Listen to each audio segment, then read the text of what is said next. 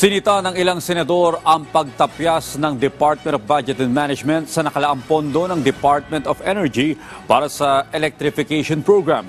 Giit ng ilang mambabatas, dapat ang mga ahensyang dawit sa katiwalian ang binabawasan ng pondo. Si Daniel Manalasta sa sentro ng Balita Live.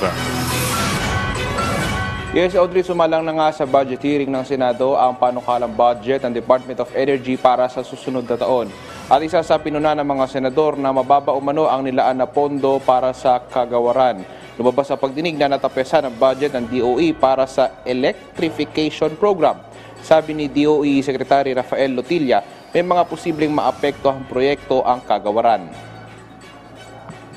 That essentially is for barangay and sitio electrification. If I know that you have pointed out to the importance of the President's announcement in the last SONA that we would like to achieve 100% household electrification in the Philippines by 2028.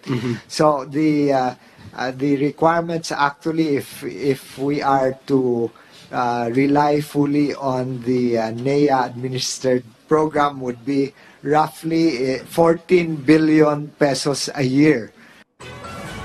Sinita naman, Audrey, ni Senator Raffy Tulfo ang Department of Budget and Management kung bakit tinapisan ang programa.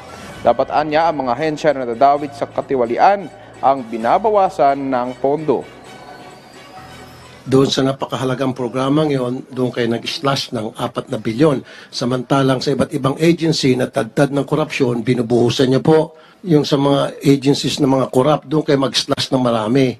Huwag po doon sa mga agencies na importante po yung budget na ibibigay natin sa kanila na makakatulong po sa taong bayan. Sir, it's within the prioritization din po naman ng overall budget ng lahat ng national government agencies. And we also give them the chance to make hearings or confirmation if ever. O hindi pa sila nag-make hirit?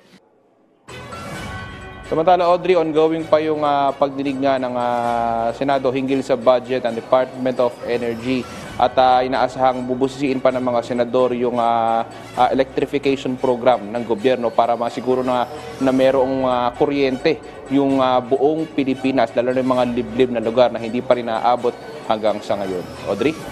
Maraming salamat, Daniel Manalastas.